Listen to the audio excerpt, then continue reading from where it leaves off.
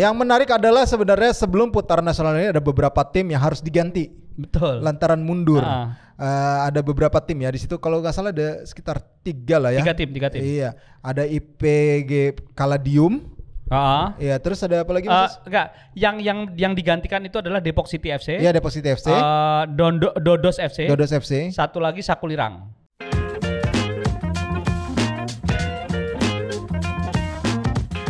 Welcome back to Discord, diskusi olahraga bareng Rais yang kembali bersama Estu Ernesto. Yes, kali ini kita akan membahas soal Liga 3, kompetisi kasta terbawah dalam piramida kompetisi kita saat ini. Liga 3 yang sudah memasuki putaran nasional yang akhirnya dilakukan drawing pada tanggal 26 Maret kemarin oleh PSSI.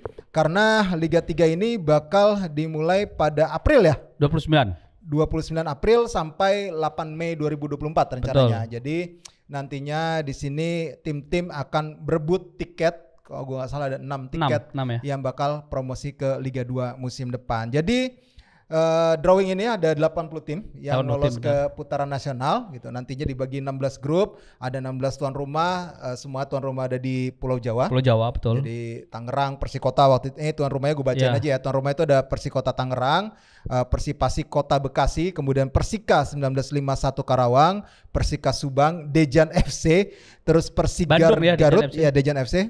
Kemudian ini kayak terinspirasi sama Dejan Glusevic atau Dejan Antonik? Dejan Stefanovic.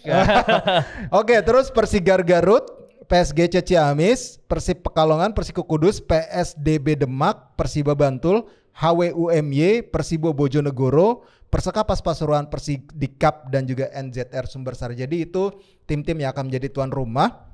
Dan yang nanti di babak 80 besar ini adalah sistemnya home turnamen dengan setengah kompetisi. Jadi masing-masing tim ketemu satu kali, juara dan runner up lolos ke babak berikutnya. Satu pool, satu grup itu ada 5 tim. Ada 5 tim. Jadi akan saling bertemu. Peringkat pertama kedua akan lolos ke fase 32 besar. Iya, yang menarik adalah sebenarnya sebelum putaran nasional ini ada beberapa tim yang harus diganti. Betul. Lantaran mundur. Ada beberapa tim ya di situ, kalau nggak salah ada sekitar 3 lah ya. 3 tim. Iya, ada IPG Kaladium. Iya, terus ada apa lagi? Enggak, yang digantikan itu adalah Depok City FC. Iya, Depok City FC. Dodos FC. Satu lagi Sakulirang. Sakulirang. Jadi Depok City digantikan Persigar Garut ini dari Jawa Barat, lalu ada Dodos FC itu digantikan Persikat Katingan kalau nggak salah ya, dari Kalimantan Barat mereka. Lalu satu lagi Sangkulirang ini dari runner up Kalimantan Timur yang mundur, digantikan oleh Kolosium ya? Kaladium FC namanya. Kaladium FC ini digantikan dari Kalimantan Timur. Jadi Sangkulirang yang gantiin. Sangkulirang. Padahal saya berharap Sangkulirang itu ada karena pelatihnya adalah Ruli Padengke. Ini salah satu pemain striker. Dia memposisikan sebagai Fernando Morientesnya Persekapas waktu itu. Dia itu salah satu pemain yang cukup bagus ketika Persekapas fenomenal 2007. Iya betul. Waktu masih ada Jahrahan tuh ya. Iya, dia salah satunya strikernya Ruli Padengke ini dan sekarang jadi pelatih, tapi ternyata Sangkulirang ini mundur, nggak tahu ya, ini punyanya politisi sih klub ini. Oke, tapi yang pasti bakal seru sih karena ada beberapa tim juga yang tradisional gitu yang mulai bangkit lagi kayak Persibo Bojonegoro, Persita yang pernah di kasta tertinggi ya. Persita Jakarta Utara gitu. Ini akan menarik nih seperti apa nanti langkah mereka, persaingan ataupun prestasi mereka di Liga 3 nasional musim ini, karena yang gue lihat sangat ambisi sekali itu Persibo sebenarnya salah satunya ya. Persibo benar. Persibo itu pergerakan di bursa transfer itu luar biasa sekali. Jadi kita sempat bahas kemarin ya di beberapa episode yang lalu itu, sampai yang komen itu pemainnya yang datang. Jadi di komen itu ya tolong teman-teman kalau punya informasi terbaru komen juga jadi ini loh pemainnya, saya nyebutnya pemainnya itu Ambon, langsung di mention namanya ini, IG-nya ini gitu. Jadi menurut saya Persibo ini memang bahkan Persibo ini sempat main di Piala AFC kan. Iya betul. Piala AFC, jadi waktu itu kasus juga. Jadi terlepas dari itu mereka antusiasnya lagi tinggi. Tapi uniknya nih, tim ini 3 kali ganti pelatih. Iya benar. Pertama dilatih oleh mantan pelatih Persikota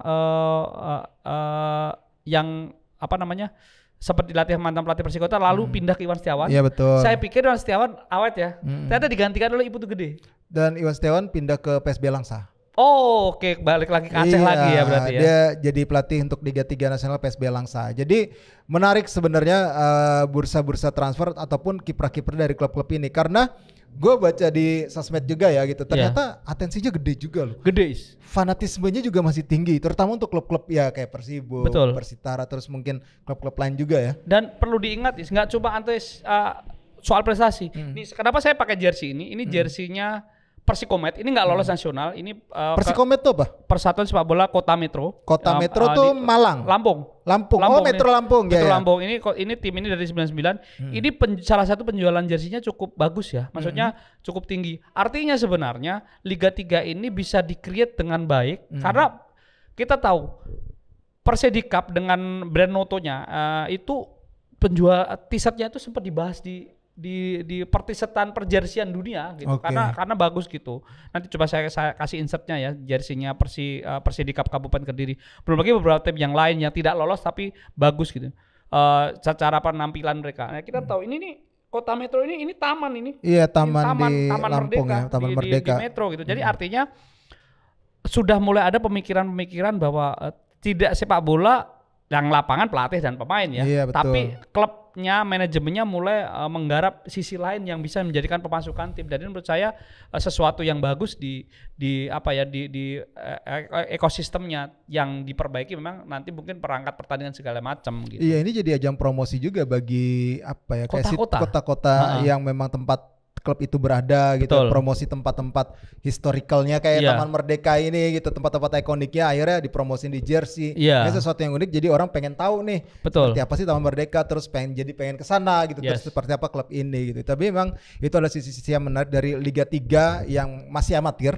Tadi bilang gitu, tapi tetap ada dinamikanya, walaupun ada satu sisi klub yang sudah mencoba profesional, ada juga yang tetap amatir. Betul. Gitu.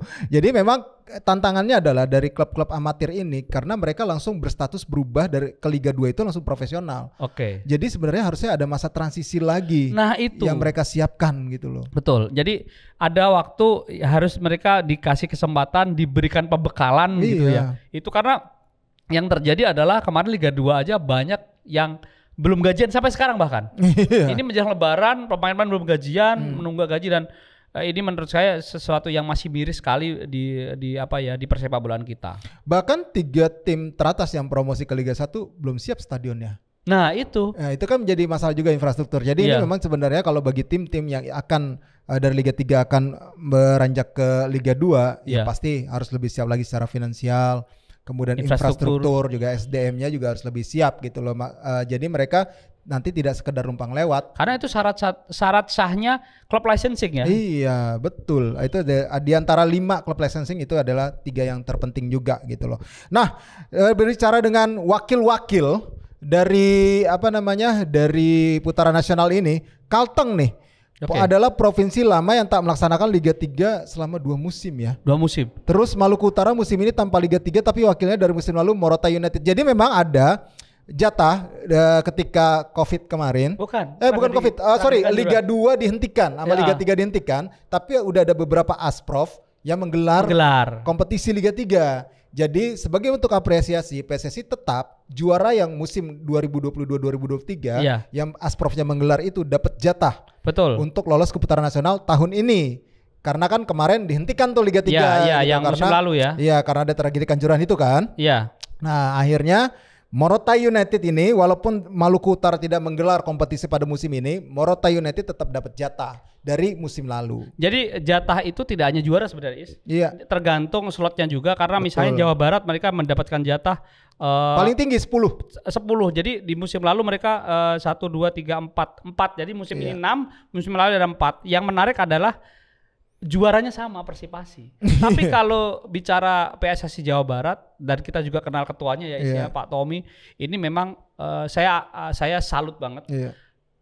Kalau kompetisi lain event itu Jawa Timur yang biasanya timnya banyak, itu penurunan peserta di 2024, entah itu terkait pemilu atau enggak saya nggak tahu pemodalnya. Tapi Jawa Barat di musim lalu 56, ada seri A, seri B, di musim ini 66 is. Jadi menurut saya dan di-manage dengan baik, tidak ada insiden yang besar gitu. Termasuk ada klub yang dibiayai supporter sendiri, namanya River Forest di Bandung itu yang dibiayai supporternya sendiri. Ini menurut saya sebuah fenomena yang bagus gitu loh. Ketika ada supporter mengelola tim, walaupun timnya tidak lolos jauh, tapi fenomena ini cukup menarik gitu, dan timnya tidak telat gaji, timnya mampu eksis walaupun memang kompetisi tidak lama gitu. Jadi menurut saya acungan jempol atau apresiasi lebih layak diberikan kepada PSSI Jawa Barat sejauh ini di Liga 3 dari 2 musim terakhir lah gitu. Iya, tapi ya terlepas dari Jawa Barat juga apresiasi juga buat Asprov yang akhirnya bisa menyelesaikan kompetisi di tengah keterbatasan yang ada, termasuk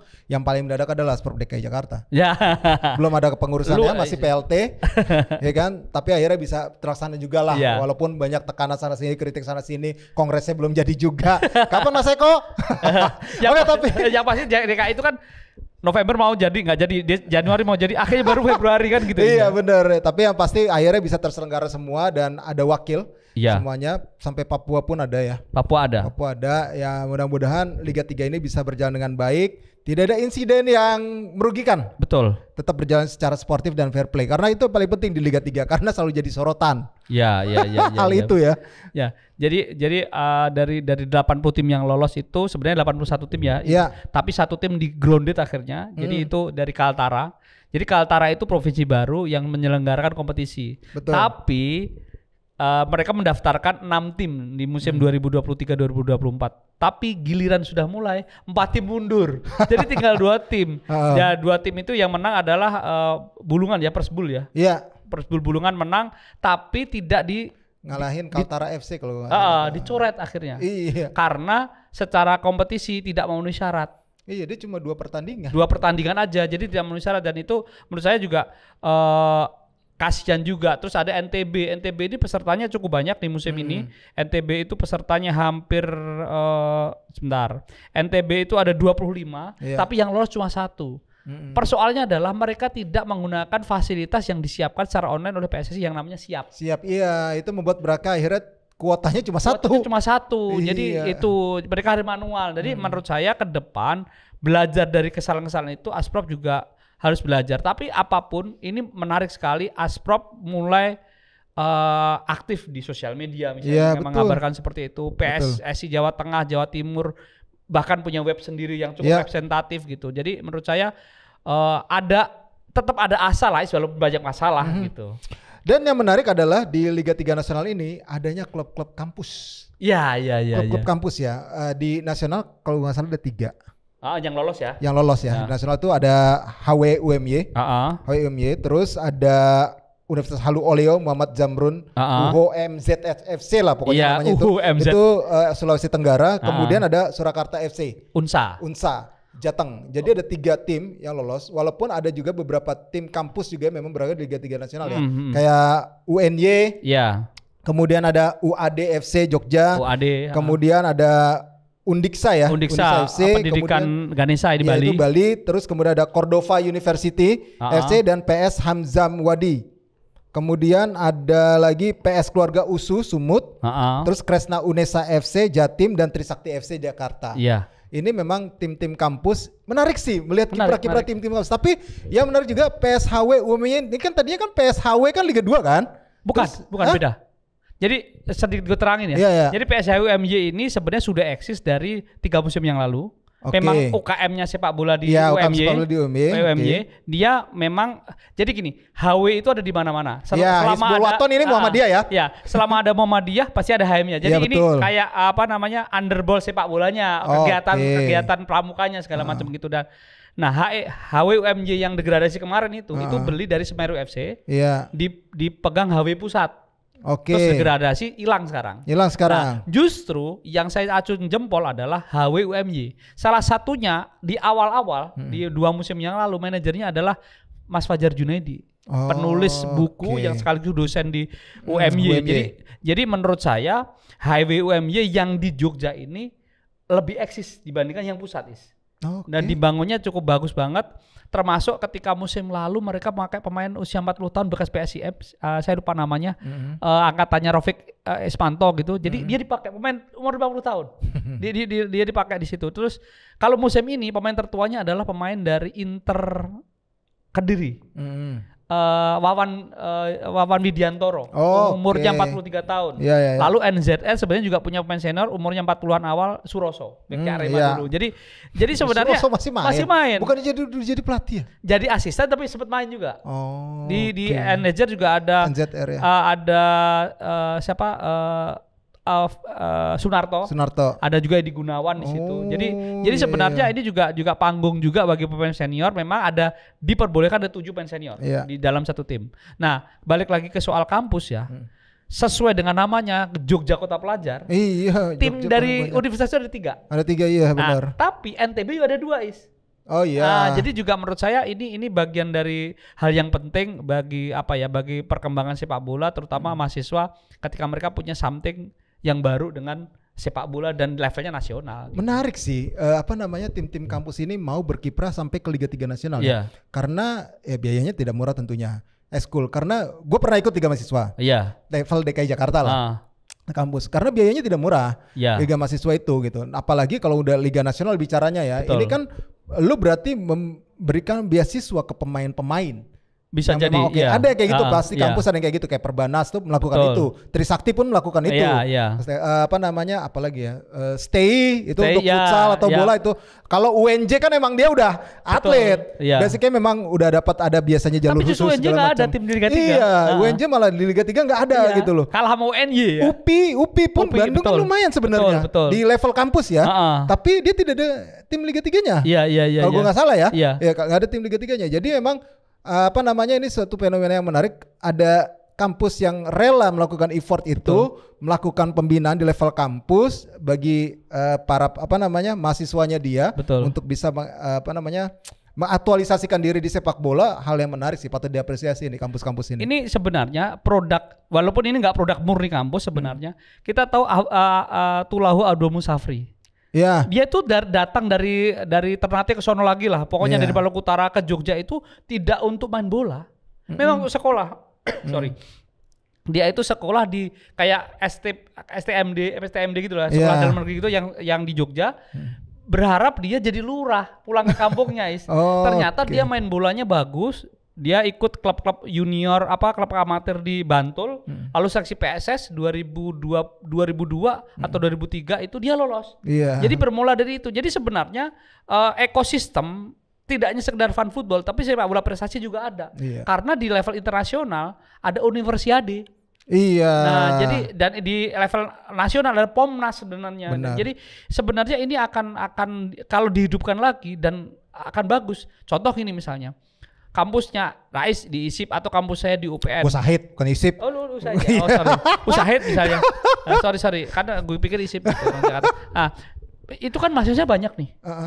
Mahasiswanya banyak banget. Nah, ini kan kalau ada UKM di sepak bola, ini kan menarik. Dan lucunya lagi, di beberapa supporternya itu teman-temannya sendiri, Is.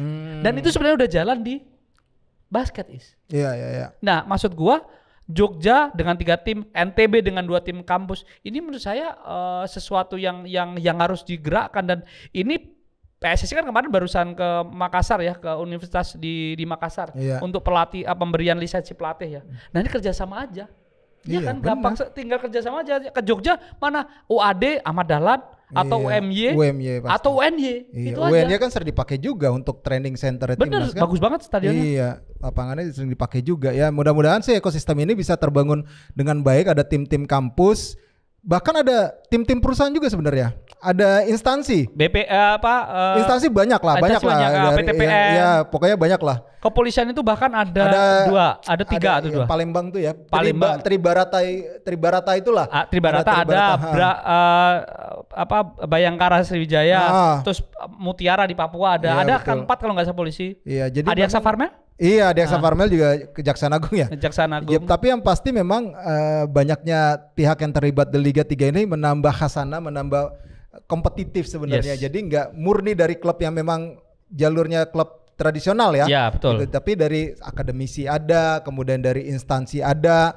Ya pastinya ini menjadi penuarna Liga 3 sebenarnya. Ini mencerminkan Indonesia banget sih Liga 3. Jangan salah kampus itu duitnya banyak loh. Apa? Kampus itu duitnya banyak. Iya, di beberapa benar. kampus ya. Iya. Jadi menurut saya itu bisa dimaksimalkan dan SDM-nya tinggal aja cari orang di kampus anak kampus ya kan. Benar. Datangin pelatih bagus. Itu menurut saya itu keren banget sih. Oke, itu tadi Liga 3 udah kita bahas, tapi kita berharap mudah-mudahan bisa berjalan dengan baik ya. Seperti tadi yang kita omongin.